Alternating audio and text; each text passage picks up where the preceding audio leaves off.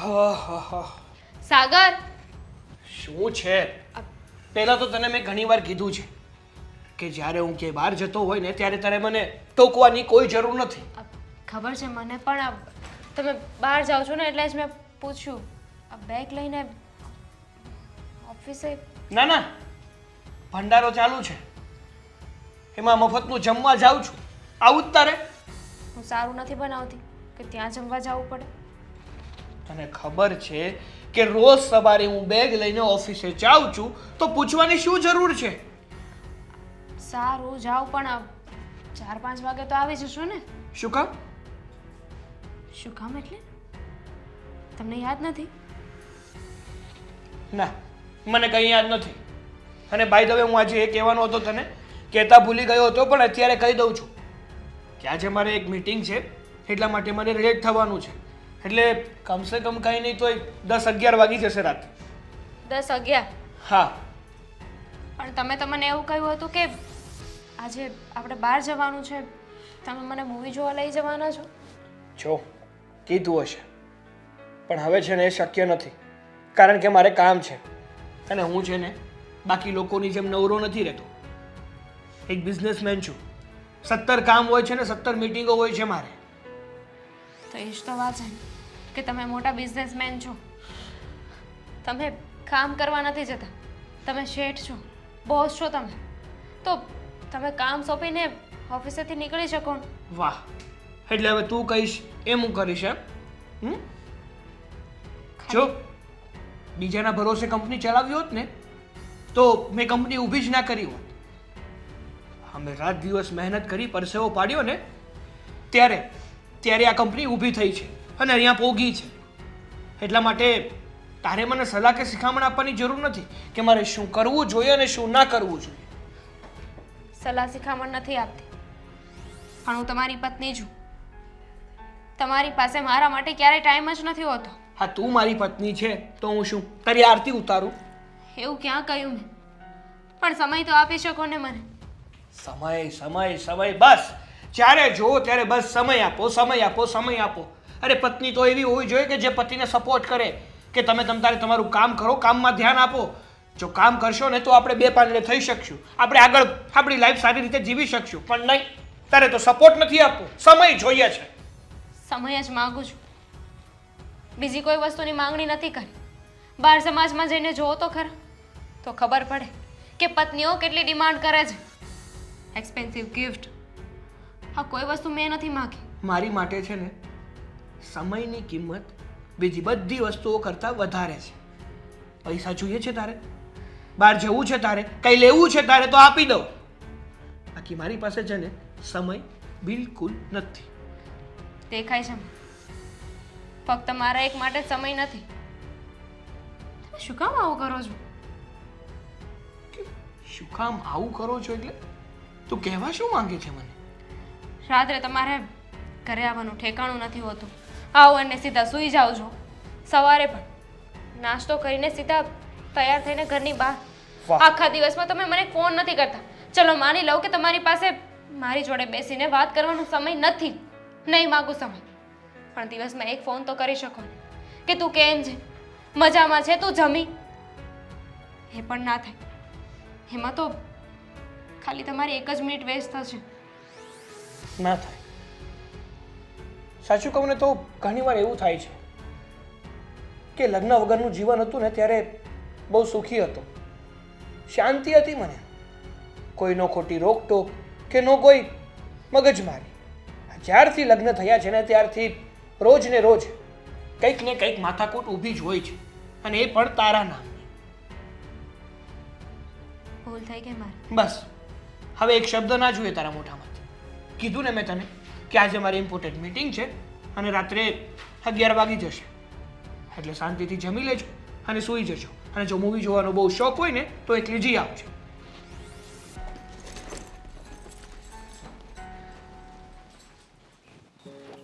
સાગર હજી સુધી ન આવ્યા, બહુ વાર લગાડે આવવામાં.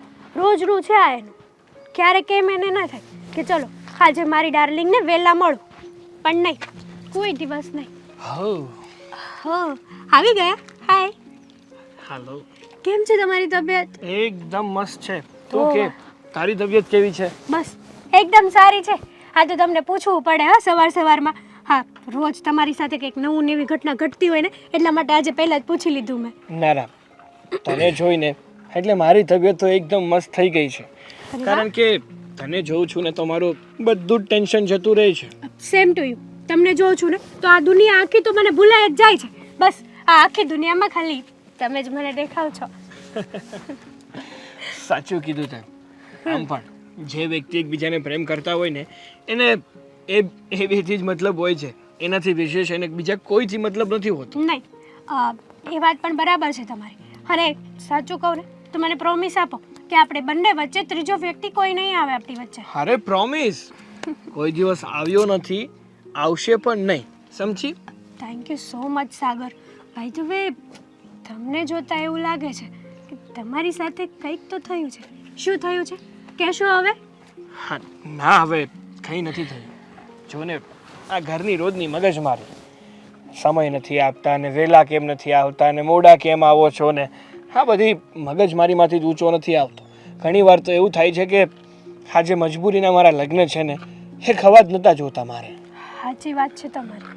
જો તમારા લગ્ન ના થયા હોત ને તો અત્યારે હું તમારી વાઈફ હોત અને અત્યારે મેં તમારા નામનું મંગળસૂત્ર પહેર્યું હોત. એ પણ ઉપાધિ શું કામ કરે છે? તારે ચિંતા કરવાની કોઈ જરૂર નથી. થોડોક સમય તું ખમી જા. પછી જો તને છે ને મારા ઘરની વહુ બનાવું એટલે કે મારી પત્ની બનાવીશ. પણ તમે તમારી પહેલી પત્નીનું શું કરશો? ડિવોર્સ. શું? ડિવોર્સ આપી દઈશ ને હું એને. સાગર. આમ પણ એ મને જરાય પસંદ નથી. મને છે ને કોઈ પસંદ હોય ને તો એ માત્ર ને માત્ર તું છે. એ વાત પણ સાચી છે. હા, કહેવાય છે ને કે આપણે જે વ્યક્તિ સાથે ખુશ ના રહી શકીએ ને એ વ્યક્તિ સાથે આપણે રહેવાય જ નહીં. અને તમે એની સાથે ખુશ નથી. તમે તો ઓનલી ફોર મારી સાથે જ હેપી છો. હા, કેમ નહીં?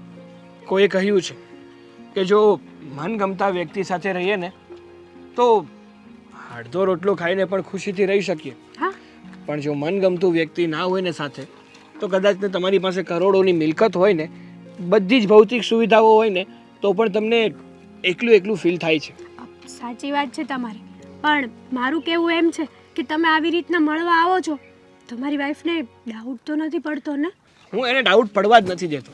કારણ કે મારી પાસે છે ને 17 બાનાઓ હોય છે. પણ માની લો કે કદાચ એને ડાઉટ પડ્યો તો શું કરી લેશો? જો સાગર, મને મળવાનું બંધ ના કરતા હો. અરે હોય, હું તને શું કામ મળવાનું બંધ કરું? જે દિવસે એને ખબર પડી ને કે હું કોઈ બીજી સ્ત્રીને પ્રેમ કરું છું અને એને ચીટ કરું છું એ દિવસે એનો મારા ઘરમાં છેલ્લો દિવસ હશે. અરે વાહ, તો હવે હું આ દિવસની જ વેઇટ કરીશ કે ક્યારે તમારી વાઈફને ખબર પડે અને એની જગ્યા હું લઉં. તું ચિંતા ના કર, જે થશે ને એ બધું સારા માટે જ થશે. એટલે તારે ટેન્શન લેવાની કોઈ જરૂર નથી. હા, એ બી છે.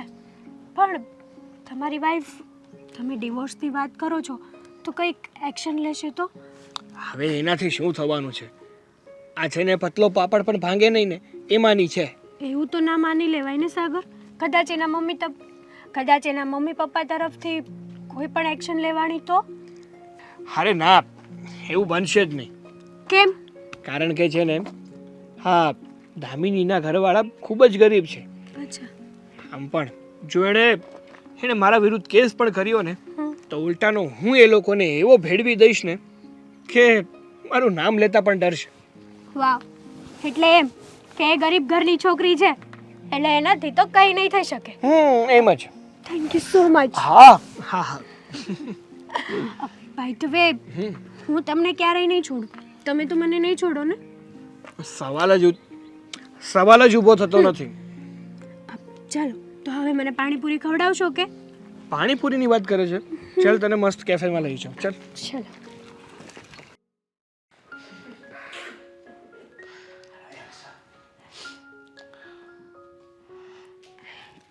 દામિની વહુ, તમે તૈયાર નથી થયા? કેમ કશે જવાનું હતું આપણે? ભૂલી ગયા?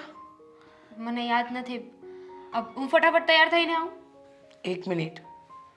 તમે ગઈકાલે મને કહ્યું હતું કે મમ્મીજી આવતીકાલે હું અને સાગર બંને બહાર જવાના છીએ, એટલે તમે હજુ તૈયાર નથી થયા, ઘરના કામ કરો છો. અરે આ બધા કામ હું કરી લઈશ. ચલો ચલો ફટાફટ તૈયાર થાવ, સાગરને કહી દો કે તમે તૈયાર જ છો, એ આવી જાય. શું થયું દામિની વહુ? શું થયું? કેમ આમ ઉદાસ? જુઓ, ઘરના કામની ચિંતા છે, હું કરી લઈશ ને. હવે તમે વરસના વતલે દાડે બહાર જાઓ છો. અરે હું તો એમ કહું છું, નવા નવા પરણ્યા હોય ને તો દર અઠવાડિયે બહાર જવું જોઈએ. ઘડીકમાં પિક્ચર જોવા, ઘડીકમાં જમવા માટે. તમને ખબર છે, હા, હું અને તમારા સસરા, અરે અમે લોકોએ નવા નવા લગ્ન કર્યા હતા ને, ત્યારે અમારા જમાનામાં તો કેવું હતું, અમારે પૂછીને જવાય નહીં, તો હું ને તમારા સસરા બહાના કાઢીને પિક્ચર જોવા જતા હતા. શું થયું? એમાં એવું છે કે અમે અમારો પ્લાન થોડો ચેન્જ કર્યો છે. ચેન્જ એટલે 2 કલાક લેટ જવાનું છે? નથી જવાના. કેમ નથી જવાના? કાલે તમે આટલા હસી હસીને મને કહેતા હતા કે મમ્મીજી કાલે હું નહીં ઘરે જમું, શોપિંગ કરીશ, ફિલ્મ જોવા જઈશ, અને ક્યાં આપેલું આપણા શહેરમાં નવું મ્યુઝિયમ બન્યું છે ત્યાં પણ જવાના હતા ને? જવાના હતા, અને આ બધો પ્લાન સાગરે જ બનાવ્યો હતો.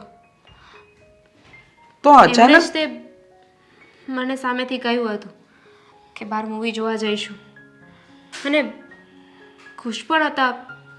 અચાનક કોકનો ફોન આવ્યો, પછી ખબર નહીં એમને શું થયું. એનીવેઝ આજે સવારે ઓફિસે ગયા ને તો ત્યારે જ એમણે મને કહ્યું કે એમને કોઈ કામ આવી ગયું છે ને એટલે આજે નહીં જવાય. કામ આવી ગયું છે એટલે નહીં જવાય? અરે જો, હું સાગર સાથે વાત કરું, હું એને કહું કે બેટા કામ તો આખી જિંદગી ચાલતું રહેવાનું. હવે મમ્મી, કોઈ જરૂર નથી. એમને એવું લાગશે કે મારે એમને કામ નથી કરવા દેવું. સાચું કહું ને તો મારો દીકરો 1 નંબરનો ડફોડ છે. ડફોડ એટલે સાવ ડફોડ. અરે એને ખબર નથી પડતી, નવા નવા લગ્ન થયા હોય, થોડો સમય વીત્યો હોય, અરે લગ્નના 5-7 વર્ષ તો એવા હોય ને કે જ્યારે આપણને વર સાથે હરવા ફરવાનું ગમે, અરે વરને બાયડી સાથે હરવા ફરવાનું ગમે. પણ આને આ નક્કી છે ને, તમે નથી દબાણમાં રાખતા ને એનું જ પરિણામ છે. ના ના, એવું કંઈ નથી. જવા દો ને, હવે પ્લાન કેન્સલ થઈ ગયો છે ને, તો શું કામ ને એના વિશે વાત કરવી? પણ તમારું મોઢું જોઈને, આ તમારા મોઢા પર આ તમારા મોઢાની ઉદાસીનતા જોઈ છે તમે? હા, તો શું કરું મમ્મી? રાત્રે 10-11 વાગે આવવાનું કહ્યું છે, એટલા વાગ્યા સુધી શું કામ હશે? ઉપર જતા પોતે બોસ છે, પણ છતાંય કોઈના ભરોસે કામ નથી મૂકી શકતા. જ્યારે હું કહું ને ત્યારે જ. જો બેટા, ચિંતા નહીં કર, હું સાગરના પપ્પાને વાત કરીશ, એમને કહીશ કે સાગર સાથે વાત કરે. હું જોઉં છું, તમારા પિયરે જવાનું હતું ત્યારે પણ નહોતો આવ્યો. આ પહેલાં તમારી ફ્રેન્ડ આપણા ઘરે આવી હતી ત્યારે પણ નહોતો આવ્યો, અને એના પહેલાં જ્યારે તમારા મામાના ઘરે જમવાનું રાખ્યું ત્યારે પણ એને ના પાડી દીધી હતી. લગ્નમાં આવી ગયા એ બહુ મોટી વાત નથી. હા, શું કહું હવે તમને. ભલે એ મારો દીકરો છે, પણ જ્યાં ખોટો છે ને ત્યાં હું એનો સાથ નહીં આપું. અને મને ખબર છે કે એના ના પાડવાથી તમારા દિલને ઠેસ પહોંચી છે, પણ ચિંતા નહીં કરો, હું સંભાળી લઈશ. અને એક વાત કહું, એક સિક્રેટ વાત, હા, સાસુ તરીકે નહીં પણ એક સ્ત્રી તરીકે તો કરી શકું. આ વરને છે ને આપણા હાથમાં રાખવાનો. કેમ કે જ્યારે આપણે ફરવું હોય, હરવું હોય, કોઈક મનગમતું કામ કરવું હોય ને તો આપણા સપોર્ટમાં કોઈ હોય. તમને શું લાગે છે હું કોશિશ નહીં કરતી હોઉં? પણ જ્યારે મારી સાથે વાત કરવા માટે મોઢું ખોલે ને, પૂરું ગુસ્સો જ કરશે. એટલે આગળ હું કંઈ વાત જ ન કરું. ખાલી ખોટો એમનો મૂડ પણ બગડે અને મારે પણ ઉદાસ થવું પડે. અને સમજાવવાની તમે વાત કરો છો તો તમને લાગે છે સાગરને સમજાવવાથી એ સમજશે? છોડો ને, હું બીજા કામ પતાવી દઉં.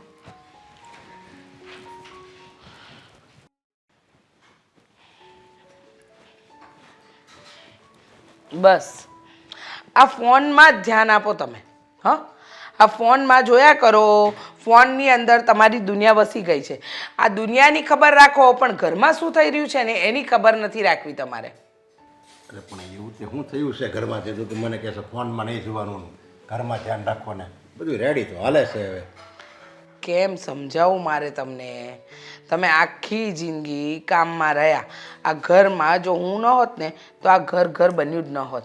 પણ હવે તો તમે રિટાયર થવાની એડાએ છો અને મને એ નથી સમજાતું કે તમે તમારા દીકરાને કેવી રીતે સમજાવશો.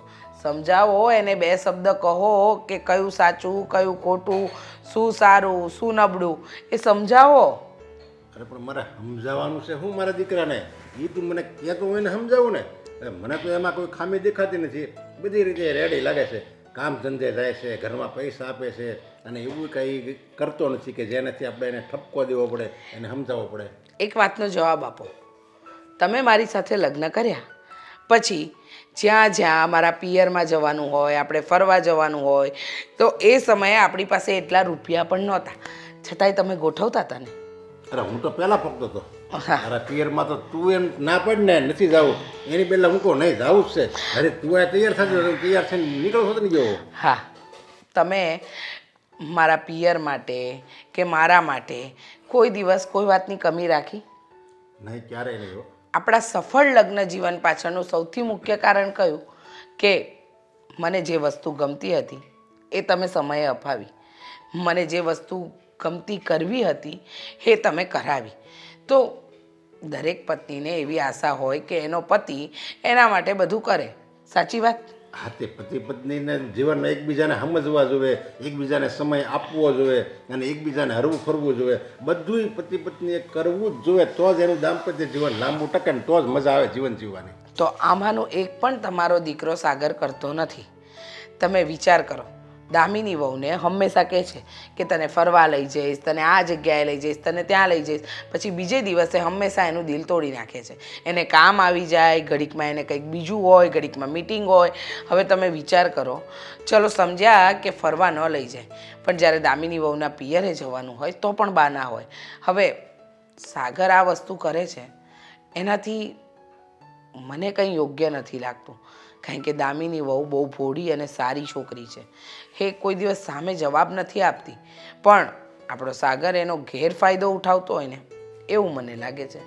અરે પણ એ ન જાય તો એમાં કંઈક એનું કારણ હોય, કંઈક પર્સનલ કારણ હોય. હવે એમાં એ આપણે એમ કેવું કે ભાઈ તું એને બધે લઈ જાય એમ. પર્સનલ કારણ હોય 1 વાર 2 વાર, વારે ઘડીએ ન હોય ને. તમે તમારા દીકરાને સમજાવો કે લગ્ન જીવન ટકાવવા માટે બંને વ્યક્તિએ એકબીજાને સમજવા બહુ જરૂરી છે.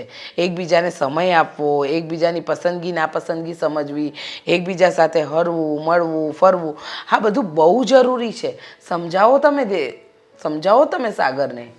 તારી વાત તો બરાબર છે. એને લોકોને દર રવિવારે કંઈક બહાર જવું જોઈએ, પિક્ચર જોવા જવું જોઈએ, હોટલમાં જવું જોઈએ. અને એવું લાગે તો મને એક મનમાં આઈડિયા આવે છે, જો આપણે બધે સાથે જઈએ તો એને આવવું જ પડશે. અને હું એમ કહું ચાલો સાથે જવું છે તો એને આવવું જ પડશે. એ બાને એ બે હરીફરી લઈને આપણે હોતને ફરાઈ જાય, કીધું નથી ગયા. એક વાત કહું, આપણા દીકરા અને વહુને સાથે હરતા ફરતા કરવાના છે, આપણે નહીં. અને તમને એવું લાગે છે કે આપણા જવાથી બધું ઓકે થશે, તો નહીં. કારણ કે સાગર બહુ જિદ્દી થઈ ગયો છે. એની આડોડાઈ જે કરી રહ્યો છે એ આજકાલના જમાનાની છોકરીઓ સહન ન કરે, છતાંય દામિની વહુ બધું સહન કરીને બેઠી છે. તો એક વાત કહું ને, તમે એકવાર સાગરને સમજાવો કે લાઈફ આવી રીતે નથી જતી બેટા. એકબીજાના પૂરક બનીને, એકબીજાને સમજીને ચાલીને લાઈફ જાય છે, પણ એ સમજવા જ તૈયાર નથી. આજે સવારે પણ દામિની વહુ સાથે ગુસ્સામાં વાત કરીને ગયો છે. ગુસ્સો તો કરાય જ નહીં, પણ આ સાગરને હવે કોણ જાણે હું મનમાં હું જોયું છે. યાર તું કહેશો એટલે મને સાચું લાગે છે કે મારે હવે સાગરને સમજાવવો પડશે. એક કામ કરું, હું એને વાત કરી લઈ હવે અને એને સમજાવીશ. સારું.